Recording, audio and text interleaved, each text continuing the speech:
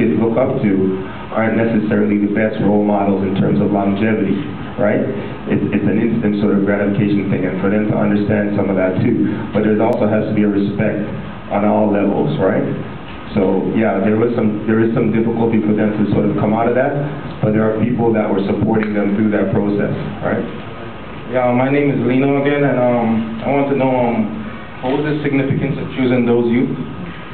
Like, yeah, I think I mentioned that there's a group of young men that I chose, and it turns out that they were sort of the last two that actually fulfilled with some of the commitment, because it's a lot to have someone with a camera in your face for 4 years, right? And there's some days where you don't want to have it, and it's not necessarily about you alone. You have your boys, you have your family, and it's hard to fully capture all that happens, right? So they're the ones that actually were willing to go through all of that, right? So they ended up being the ones that became sort of the vessel to get some of this messaging out. Bring you down. As much as he wanted to change his schedule and go into an academic class, she said it's better if you just she's limiting his capability, I guess. So I wanted to hear what you had to say on that, because I've seen that happen many times personally as well. Right. Someone, I think mentioned this earlier, talked about the difference between some of the different levels of advocacy, right? And some of the systemic pieces that still need to be addressed. What I think is so interesting about the scene with the guidance counselor is that to come into that space, you have to get clearance, right? So this person knew that we're coming. There's a camera running, and you still, right?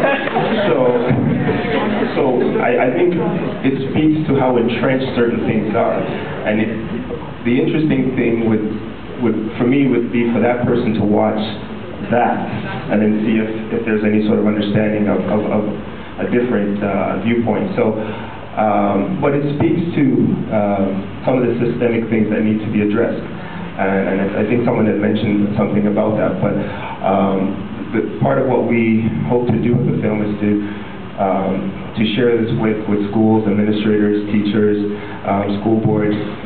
Because a child, this young person doesn't just walk into your classroom and as they cross the threshold of the room become a different person. They bring a lot with them, right? And it's understanding some of that. I actually had a comment, she kind of took my question or whatever. I was going to address the guidance counselor thing, but I think with that as well, the other lady before was talking about pathways and getting on a pathway to a right direction. And your education, you're in school for most of your life. So I think it's really important for educators and guidance counselors and stuff. They have a really large role when it comes to you making a decision and finding who you are and finding what you want to do in your future. So I really think it's important for us to look at that, and we look at this video or whatever, and then we're gonna, some of us may go home and be like, you know what, it's sad for them, it's a sad story, whatever, but we have to really look at these issues. And in the Jane-Finch community, we face these issues too. I can speak for myself, and I think I can speak for some of the youth here, that those issues that those people are facing, we're facing them too, you know what I mean? And a lot of people, they just look at us and they're like, yeah, we're unfortunate, this and that, but what are we really gonna do? What are we trying to do with this program to make sure that people in our community go to college, even though we have struggles and whatever, some people have charges and whatever, we have to look at these things and actually make moves. We can't just look at it and be like, we feel sorry for them. So I think it's really important for us to really understand, this gave us a more understanding of what's going on to some of the people that don't know. And I think now that we have more of an understanding and a visual, we really need to make moves. Don't just leave here and say, yeah, that was an interesting conference or whatever, make moves, you know what I'm saying? Yeah. I think just to speak to a little bit more to the systemic pieces, the scene where the basketball coach at Eastern is talking about Kendall coming into that space, right? And he became his postal code, right? So the assumption was he's coming from Regent, he's coming from Malvern, he's coming from jane-finch, he's coming from Driftwood, he's coming from wherever, he's supposed to bring some toughness. He's supposed to be hard. So young people, at times, you become that, right? You become what the expectation is of you many times. And when you hear adults, whether it's consciously or not, verbalizing those sort of things, it has an impact, right? And words do matter, right? And I think it's important for us that have access to youth, access to young people, to keep that in mind. As a teacher, I do a lot of work with teacher ed programs, and I always say there's only two types of teachers, good ones and bad ones, right?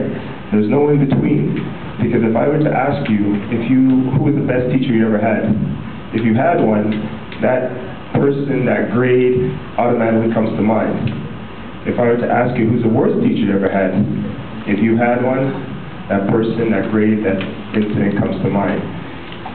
Some of the ones that are mediocre, you barely remember. Because it's not that they weren't good teachers, they weren't a good teacher for you, and they may not have that sort of impact. So we do have influence as adults on young people, and I think part of the job that we do, there needs to be the understanding of that sort of delayed gratification that a lot of people fully don't really embrace the way they should. Working with young people, it's a process. It takes time. It takes commitment.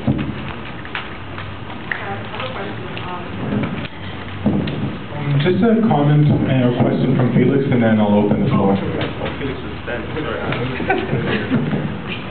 Yeah, well, this one's more of a comment if a question comes out of it, I guess. So yeah, when you said that after, like when the families and now like they watched the film, they got a better understanding of what each one was going through. What was interesting is that during that whole time they would not talk. Like Mikey would not, like they wouldn't communicate, and then they'll say that, oh, they just don't understand. They don't understand me, or the parent would be like, I don't understand what's going on. And I think that's a lot of that's going on where youth can't really, the child really can't speak to their parent, or their parent can't speak to them because they're constantly butting heads, and then just be like, oh, you know what, I can't do this anymore. So that's like, again, most of the issues that's on it is very universal. Another thing I wanted to mention was, again, Mikey's mom, she's working.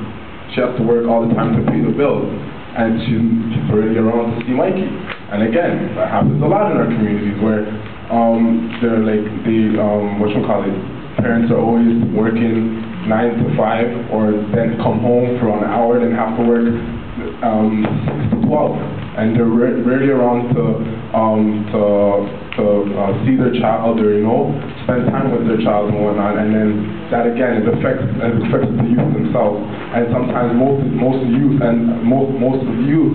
including myself, like end up becoming, I guess, maturing faster than they should, because they have to take care of the responsibilities that are in the house. And again, that takes a toll on themselves. So again, just want to make a comment that all this stuff is just very universal, and again, it just reflects back on our community.